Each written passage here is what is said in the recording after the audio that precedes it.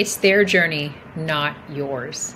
That's the title that I wanted, where I'm going to answer someone's question. And they asked me if I would make a video on not believing everything that you see or you read on social media, and also not giving yourself a diagnosis based off of video.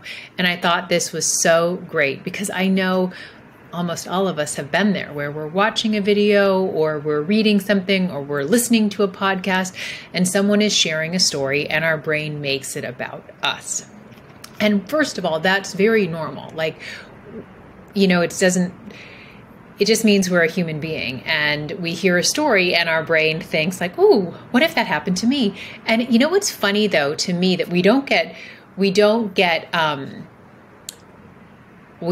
spooked when we get lost in our imagination about something good. That I bet sometimes it happens. I wonder if you can think about it if somebody's sharing a more positive story. When I was watching like a documentary about Arnold Schwarzenegger, and he was talking about how he like dedicated and he went to the gym all the time. And, off I went in my imagination of like, could I get like a really fit body? Like, imagining, could I do that? Could I be so dedicated about the gym and kind of picturing, could I work out for hours?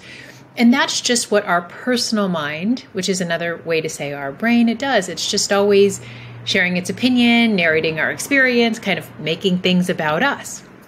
But it's funny because when it's something positive, like, I might be older than some of you watching this video, but there is a movie, also it doesn't matter about age, but Eat, Pray, Love with Julia Roberts. And she goes around, a big part of it is in Italy, and she's eating, pasta and pizza. And it just is like, to me, like a kind of a great story. And sometimes I picture me of what if I did that? And I think we often picture ourselves in positive stories of, well, what if I won the lottery? What if I could blah, blah, blah, blah, blah. Or like, oh, when Stella got her groove back and you go to, this tropical island and have this fun time. And we don't, kind of seek therapy or coaching or counseling on that, because those thoughts come and they come to life in our imagination and then they go and they don't get stuck. We don't make a big deal of them because we don't really have too much on them. We have our daydream, our imagination, and it goes. But when it's more of, something unwanted, it can stick. And we're like, I don't want to picture that happening to me. But that doesn't have to be the case, because one, when you understand, you might have seen those memes of it's like me remembering positive memories and someone's like writing it into the sand and it's washed away. And it's like me remembering negative memories and they're like etching it into stone.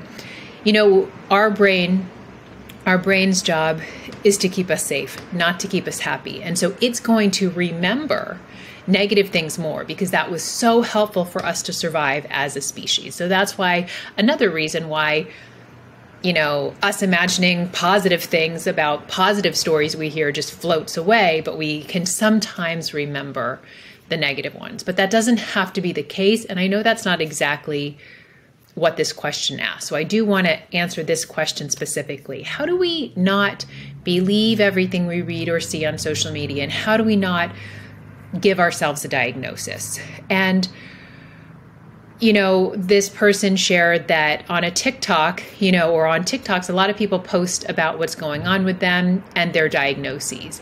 And this person said they automatically assume, oh, that's what's wrong with me.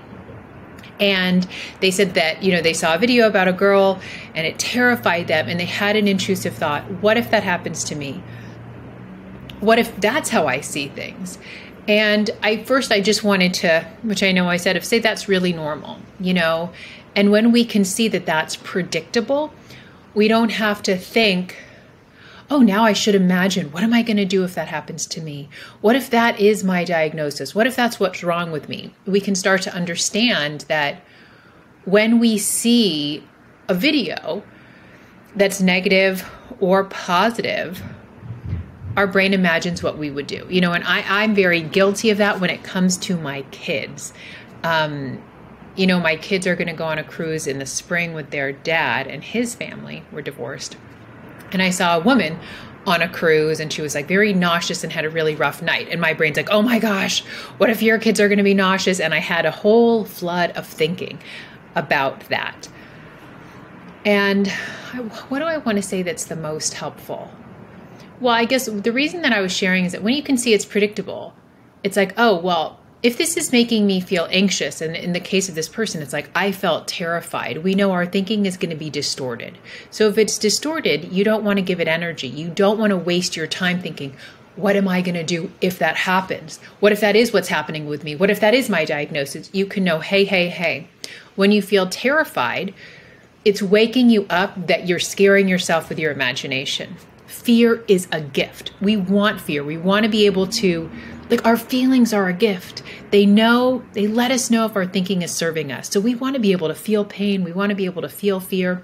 We want to be able to feel whatever, because, people that can't feel pain, they are more at risk. And so in the example of, like, if you were filling up your bath, I take a bath every night. I always stick my hand in to see what's the temperature like. Like, am I going to like the temperature? And if it's boiling hot, that's going to let you know, I got to let it cool off. So when you feel terrified, that's letting you know, hey, leave your thinking alone. You don't need to answer or indulge your imagination thinking about, what if that happens to me? So when you can see that, you can know, oh yeah, you know what? Sometimes I make things about me. I think that's about me. That's pretty predictable. So I'm just going to leave my thinking alone. And the wonderful thing is, then our thinking flows. We forget about it. In the case of the video on the cruise, I knew about it. It did activate me because it also seemed kind of like, well, maybe I should order my kids all this anti-nausea stuff. And I did. I put it in my Amazon cart, and I did feel a bit more insecure, but I also know that that's something that humans do, and some humans more than others. And so I didn't take the anxiety that I was feeling too seriously. But I didn't beat myself up because I wasn't like, oh, there's something wrong with me that I did this. It's like, no, it was fine. So I let it be there. And then I stopped really thinking about it the next day. This was at night, scrolling on TikTok. And I just had so much compassion for myself. But I know that I don't want to get my guidance from an anxious state of mind. That if there's something to see, you'll see it, but not when you feel terrified, not when you feel anxious. That just lets us know our thinking is distorted and it's not to be trusted. So another thing, well, I guess kind of wrapping up that first point, it's their journey. Well, I wish I could say that smoother. When you're watching something or reading something, knowing it's their journey, not yours. Yeah, and sometimes I make it about me. But if I feel anxious, hands off, I'm going to leave my thinking alone. It's distorted, temporary, and it changes all on its own. Same if you're reading something, we can make it about us, we can make it about our loved ones, and knowing that's enough. And also, you might start to have a completely different experience about imagining things. I remember a couple of years ago, I was listening to a podcast, and a woman had gradually was like losing her sight. She was going blind. And I remember having the thought, what if that happened to me? But it wasn't a terrified one. But I was more like curious of like, oh, how would I bring my kids to school? And what would my life be like? And then the next feeling was I'd figure it out. I just had this knowing that I would adapt. Like it was this, it's hard to even put into words. It was just like, oh, I'd figure it out, because human beings, we are so good at dealing with what is. We struggle trying to deal with what isn't. And what isn't is anything that's outside of what's happening right now. What isn't is our imagination. So how to not believe everything you read or you see. It's more, how do you not believe everything you think? And it's really like, believe your thinking when it wishes you well. Believe your thinking when it comes with a good feeling, whether it's a neutral feeling or a positive feeling.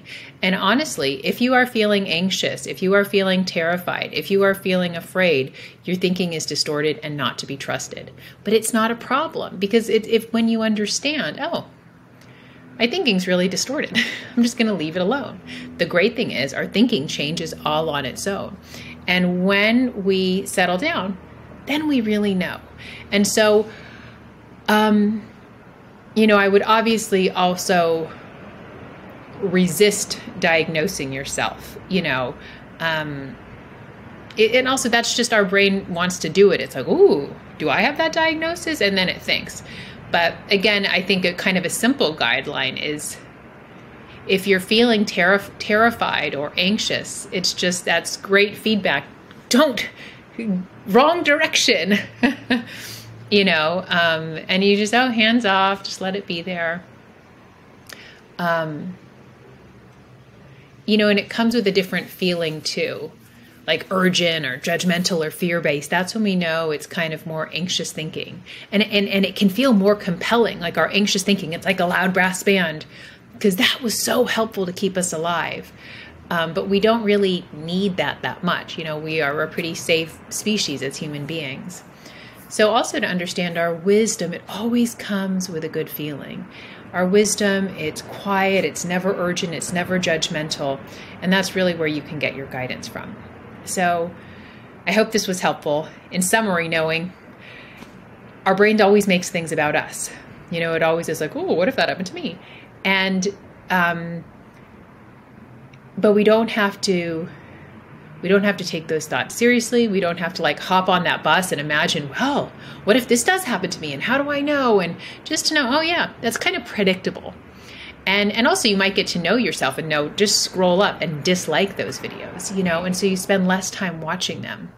You know, like there's certain ones that I just know and I'm not going to waste my time because even though I understand this, even though I understand that my brain can sometimes predictably make things about me, you know, and it's a lot less about me. Sometimes I can have a habit of worry about my kids. So I know there's certain videos like I just no thanks. I don't want to know it. But if you do find yourself watching a video, reading an article, or watching something and your imagination is going wild, what if this?